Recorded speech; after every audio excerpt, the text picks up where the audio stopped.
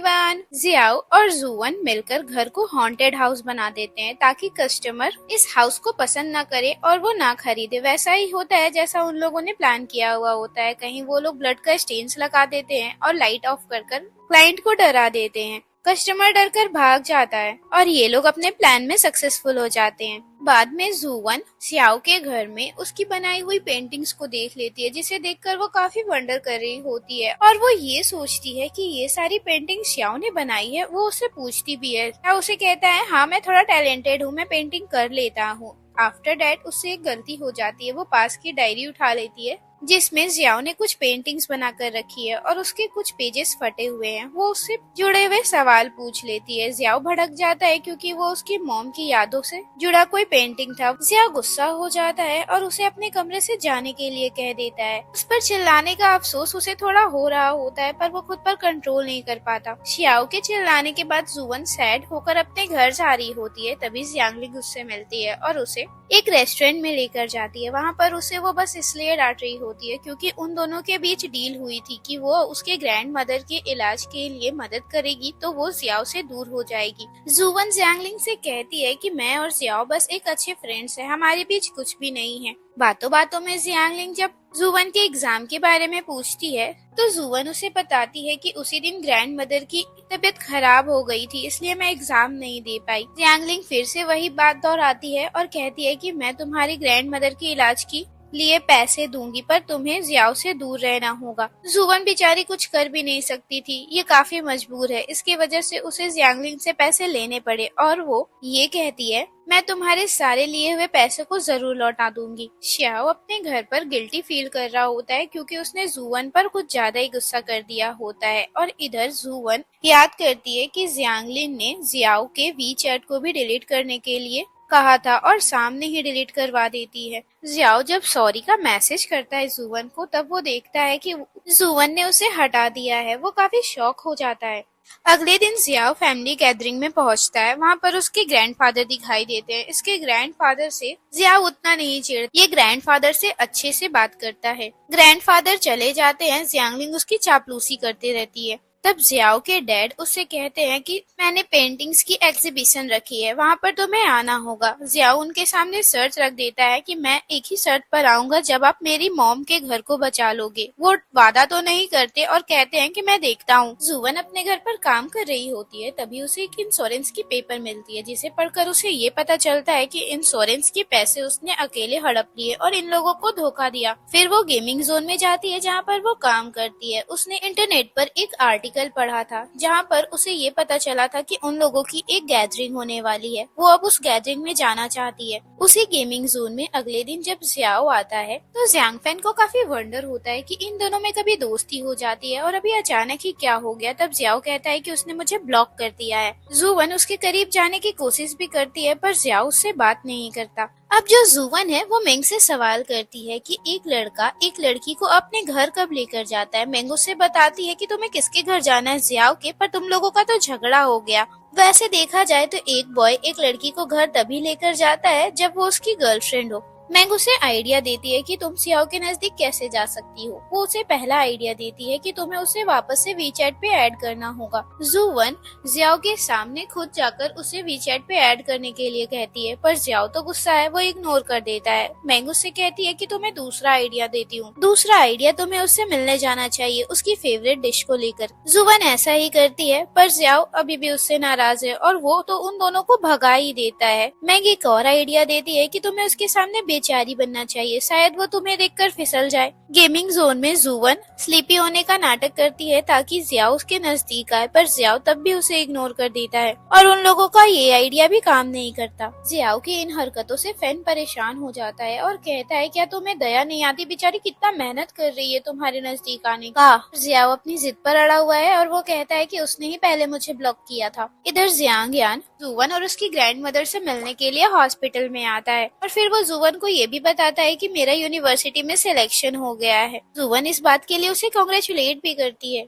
आज gaming zone में जुवन काम पर नहीं आई है और जियाओ वहाँ पर काफी देर से खेल रहा होता है। फैन उससे कहता भी है, तुम और कितनी देर तक खेलोगे, आज तो यहाँ जुवन भी नहीं है जो तुम यहाँ पर इतना टाइम वेस्ट कर रहे हो। दरअसल जियाओ उसका इंतजार कर रहा होता है। काफी देर हो जाती है, जुवन जब नहीं आती तब वो उसे मैसेज करता है। जुवन अपनी फ्रेंड के साथ कॉन्सर्ट में होती है। जियाओ उसे मैसेज कर कर बुलाता है। जुवन भागते हुए आती है पर उसके सामने प्रिटेंड करती है कि वो नॉर्मली आ रही है। जियाओ उसे देखकर हाय कहता है और उससे कहता है कि तुम इतने दिनों से मुझे मना रही थी, चलो मैं तुम्हें माफ करता हूँ। और उससे कहता है कि पहले मैंने गलती की थी, फिर तुमने मुझे वीचैट से ही हटा दिया, अब हम लोग बराबर हो गए। इन दोनों में दोस्ती हो जाती है। जुवन जियाओ से कहती है कि हम दोनों के बीच में अब क्या रिलेशन है। जियाओ मुस्कुराते हुए कहता है, हम लोग फ्रेंड्स तो बन ही सकते हैं। फाइनली इन दोनों में वापस से फ्रेंडशिप हो जाती है। बाद में वो लोग साथ में जाकर गेम खेलते हैं और काफी हैप्पी मोमेंट होता है। तभी जुवन मौका देखते ही जियाओ से कहती है कि तुम जो पार्टी में बैंड को बुलाए हो, मुझे उसे देखना है, क्या मैं आ सकती हूँ? जियाओ वंडर करते हुए कहता है कि तुम उस पार्टी में क्यों आना चाहती हो? चलो ठीक है, अगर तुम आना चाहती हो तो मैं तुम्हें लेकर चलूंगा। अब जुवन को गिल्ट फील हो रहा होता है क्योंकि वो उसे यूज कर रही है जियांगलिंग के पास जाने के लिए। वो अंदर ही अंदर बार बार शियाओ से कह रही होती है कि प्लीज मुझे माफ कर देना।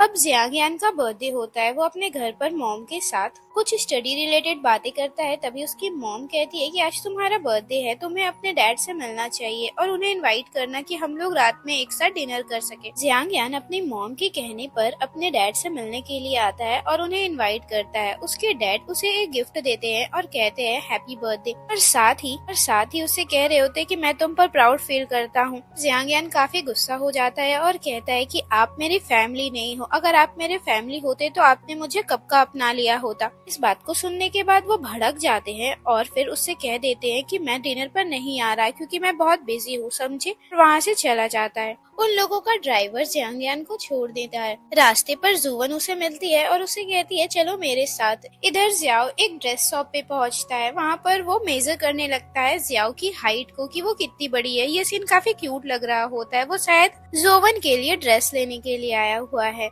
जोवन जियांगयान का बर्थडे सेलिब्रेट करती है। वो दोनों एक साथ छत पर उसका बर्थडे मना रहे होते हैं। जोवन जियांगयान से विश मांगने के लिए कहती है। जियांगयान पहली विश उसकी ग्रैंड मदर की हेल्थ के लिए मांगता है और दूसरी विश में वो एक टिकट्स निकालता है और उसे देता है। मैं चाहता हूँ कि जुवन इस एग्जीबिशन में जाए। जुवन उस टिकट्स को लेकर सोच रही होती है कि उस दिन मुझे तो जियाओ की फैमिली से मिलना है। जियांगयान उसे भी विश मांगने के लिए कहता है और वो विश मांगती है अपनी सक्सेस के लिए। एग्जीबिशन वाला दिन आ जाता है। जुवन रेडी हो रही होती है और जियाओ के दिए हुए पेंडेंट को पहनती है पर वो अचानक ही खोल देती है। देन वो एग्जीबिशन पर पहुंचती है। जियाओ अकेला खड़ा उसे मिलता है। वो लोग अंदर जा रहे होते हैं। तभी एक अड़ेल बिगड़ा हुआ इंसान जुवन की ड्रेस पर कोल्ड ड्रिंक गिरा देता है और बदतमीजी भी करने लगता है। जियाओ जब उस पर गुस्सा करने लगता है तो जुवन उसे मना कर देती है और कहती है पहले ही मैं इतनी सिंपल ड्रेस पहन कर आई थी और ये भी खराब हो गया। जियाओ उससे कहता है चलो मेरे साथ। वो उसे एक बहुत ही ब्यूटीफुल ड्रेस के पास लेकर जाता है और बगल में खड़ी कर देता है और कहता है तुम्हें ये ड्रेस परफेक्ट आएगी। जुवन काफी वंडर करते हुए कहती है कि तुम्हारे पास फीमेल ड्रेस कैसे है, क्या तुम्हारे घर में फीमेल्स हैं? जियाओ कहता है इतना मत सोचो। जियाओ ने ये तैयारी पहले से कर कर रखी हुई थी। साथ ही उसने हेयर ड्रेसर और मेकअप आर्टिस्ट को भी बुक कर कर रखा होता है। वो लोग आ जाते हैं और वो उन्हें कहता है इसे जल्दी से रेडी कर दो। जुवन तो शॉक ही हो जाती है कि ये क्या हो रहा है। बाहर जियाओ दरवाजे पर कान लगाकर सुन रहा होता है कि अंदर क्या हो रहा है। तभी एक मेड आती है और उसे बाहर आने को कहती है। बाहर एग्जीबिशन चल रही होती है। उसके ग्रैंडफादर भी होते हैं और जियांगलिंग भी वहीं पर होती है। उसके डैड भी होते हैं, साथ ही काफी सारे गेस्ट भी। तभी जियाओ की मुलाकात कीलान से होती है जो कि अभी अब्रॉड से आई है। तभी जियाओ के डैड उसे वैन हुई से माफी मांगने के लिए कहते हैं। वैन हुई वही इंसान है जिसके साथ उसकी रेसिंग हुई थी। अब जियाओ वैन हुई से माफी मांगने के जैसा प्रिटेंड कर रहा होता है अपने डैड के सामने में, पर वो उसे कुछ खरी खोटी सुना रहा होता है और कहता है कि तुम बिल्कुल बिगड़े हुई औलाद हो कि बिल्कुल अपने डैड पर नहीं गए।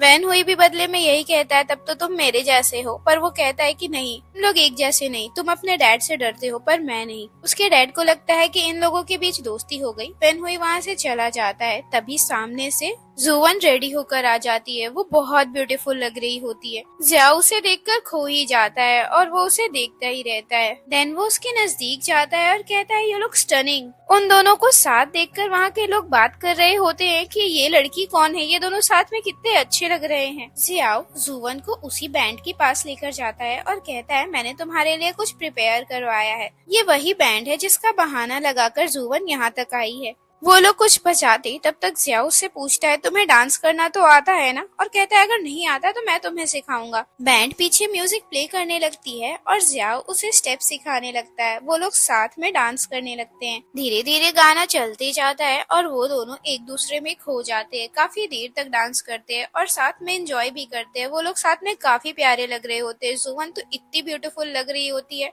जियाओ के लाए हुए ड्रेस में, इसका कोई जवाब नहीं। म्यूजिक खत्म हो जाती है और जुवन सोच रही होती है कि मैं इसे बहुत हर्ट करने वाली हूँ, और वो उससे सवाल भी करती है कि अगर मैं तुम्हें किसी दिन बहुत ज्यादा हर्ट कर दूँ तो तुम क्या करोगे। जियाओ कहता है कुछ भी नहीं। फिर रात की पार्टी स्टार्ट हो जाती है। जियाओ के डैड अपने 40th एनिवर्सरी की स्पीच देते हैं और साथ ही वो पीछे वाल पर लगी हुई पेंटिंग को दिखाकर कहते हैं कि ये पेंटिंग काफी प्रीसियस है, ये मेरी लेट वाइफ की पेंटिंग है। तभी वहाँ पर जुवन जियाओ से कहती है यहाँ पर हमारा कोई काम नहीं, चलो चलते हैं। वो लोग जा ही रहे होते हैं तब जियाओ पीछे मुड़ता है और बताता है कि इस पेंटिंग का नाम कभी न खत्म होने वाला समर है। और वो स्टेज पर चला जाता है और पेंटिंग के बारे में लोगों को बताने लगता है। जियाओ के फोन पर डॉक्टर का कॉल आता है और वो बता रहे होते हैं कि तुम्हारी ग्रैंड मदर का किडनी डोनर मिल गया है, तुम्हें जल्द ही आना होगा। गार्ड्स आ जाते हैं और वो जुवन से एंट्री पास मांगने लगते हैं। ये सब जियांगलिन ने किया है ताकि उसे उस पार्टी से निकाल दिया जाए। वो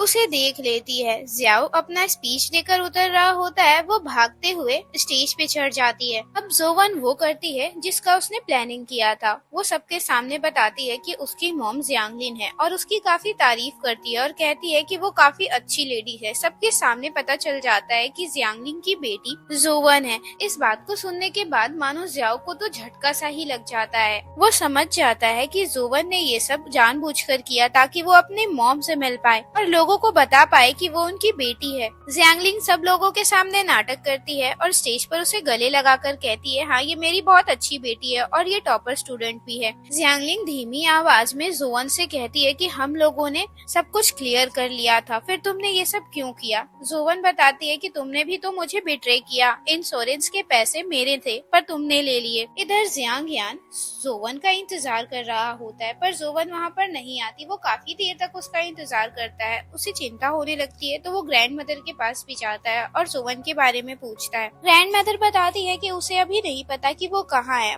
साथ ही वो एक थैला उसे देती है घर ले जाने के लिए। जब उस थैले में वो देखता है तो इनविटेशन कार्ड होता है जो कि जुवन लाना भूल गई थी। अब जियाओ काफी सैड है और वो जुवन के पास आकर कहता है कि तुमने कहा था कि अगर तुम मुझे हर्ट करोगी तो मैं क्या करूँगा। और उससे कहता है तुम एक ऐसे इंसान हो जिसे किसी को हर्ट करना बहुत अच्छे से आता है। और वो उससे कहता है कि बहुत देर हो गई है, चलो मैं तुम्हें घर छोड़ देता हूँ। वो बाइक पर उसे बिठाता है और एक जगह पर लेकर आता है और उससे कहता है कि मुझे पता चल गया कि तुम मुझे यूज करना चाहती थी। जियाओ का दिल काफी टूट चुका है। वो उससे कहता है कि पूरी दुनिया में एक इंसान तुम ही थी जिसपे मैं बिलीव करने लगा था। जुवन की आंखें आंसुओं से भरी हुई होती है और वो उससे नजरें भी नहीं मिला पाती, बस उसे सॉरी कह देती है। वो उसके नजदीक आता है और कहता है क्या तुम सच में मेरी बहन बनना चाहती हो। वो अपने गुस्से पे कंट्रोल नहीं कर पाता और उसे जबरदस्ती किस कर देता है। आफ्टर दैट वो उससे पूछता है क्या ऐसा कोई भी मोमेंट नहीं था जिसमें तुम मुझे पसंद नहीं करती थी। जुवन उससे कहती है कि मैंने ऐसा कभी नहीं सोचा। देन गुस्से में जियाओ वहाँ से चला जाता है। देन जुवन टैक्सी लेकर जा रही होती है और इसके चेहरे से साफ साफ पता चल रहा था कि ये भी उसे काफी पसंद करती थी, पर ये मजबूर है, ये कुछ नहीं कर सकती। जियाओ पहले तो चला जाता है। वो वापस उसे लेने के लिए आता है ताकि वो उसे सेफली घर छोड़ पाए, पर वहाँ पर जुवन नहीं होती। जियाओ अपने घर पहुँचती है। वहाँ पर जियांगलिन उसका पहले से इंतजार कर रही होती है। उसके आते ही उससे कहती है तुम्हें कल फैमिली गैदरिंग के लिए इनवाइट करने के लिए आई हूँ, कल आ जाना। और मुझे पता है कि जियाओ तुमसे बहुत नाराज होगा। ऐसा कहकर वो उसे और दर्द दे रही होती है। जुवन उसे साफ साफ मना कर देती है कि मैं नहीं आ रही, पर जियांगलिन अपने चाल से बाज नहीं आती और उसे कहती है कि नेक्स्ट ट्रीटमेंट के पैसे मैं तुम्हें अभी तुरंत दे रही हूँ, बस कल आ जाना। ये सब होता हुआ जियांगयान ऊपर से देख लेता है। जूवन ड्रेस चेंज कर कर टेरेस पे जाती है। पीछे पीछे जियांग भी आ जाता है। उसके हाथ में फर्स्ट एड किट होता है। वो उसे बैंडेज देता है। जूवन को शू बाइट हो गई थी तो वो उस पे बैंडेज लगा लेती है। अब जूवन उसे सब कुछ बता देती है जियांगलिंग के बारे में कि वो उसकी मॉम है और उसने उसके साथ कितना बुरा किया है। तब जियांग सारे मैटर को समझने के बाद जूवन से कहता है तो यही कारण था जिसकी वजह से तुम जियाओ के नजदीक गई। जूवन उससे पूछती है अगर मैं हाँ कहूँ तो क्या मैं बहुत बुरी लड़की हूँ। जियांग कहता है ऐसी बात नहीं है, तुम बुरी इंसान नहीं हो। अगर कोई बुरा इंसान है तो वो मैं हूँ। मैंने तुमसे एक सीक्रेट रखा, मेरी फैमिली ने मुझे छोड़ दिया। सबसे अनलकी तो इस दुनिया में मैं हूँ। नेक्स्ट डे फैमिली गैदरिंग में सब लोग पहुंचे हुए होते हैं जहाँ पर जियांग की है। श्याओ मौका देखते ही उन लोगों से कह देता है कि मैं अब्रॉड में पढ़ाई करना चाहता हूँ और इतने ही देर में उसके डैड भड़क जाते हैं और कहते हैं ये क्या बकवास कर रही हो। तभी गुओ के फोन पे मैसेज आता है कोई दरवाजे पे आया है। वो जाकर देखती है तो वो जुवन होती है। जुवन के आते ही गुओ जियांगलिंग से कहती है कि होने वाली मिसेस लू की डॉटर आई है। जुवन चेयर पर बैठती है और सब लोगों को धीरे धीरे इंट्रोड्यूस करती है। ग्रैंडफादर को ग्रैंडपा कहती है। वो अपनी मॉम को भी हाई करती है। अब बारी आती है शियाओ की जिसे वो हेलो ब्रदर कह देती है। शियाओ बिल्कुल शॉक हो जाता है और ये पार्ट यहीं पे खत्म हो जाती है। गाइस अगर आपको मेरी एक्सप्लेनेशन पसंद आई तो वीडियो को लाइक और चैनल को सब्सक्राइब करना ना भूले। मिलते हैं नेक्स्ट वीडियो में, तब तक के लिए बाय बाय।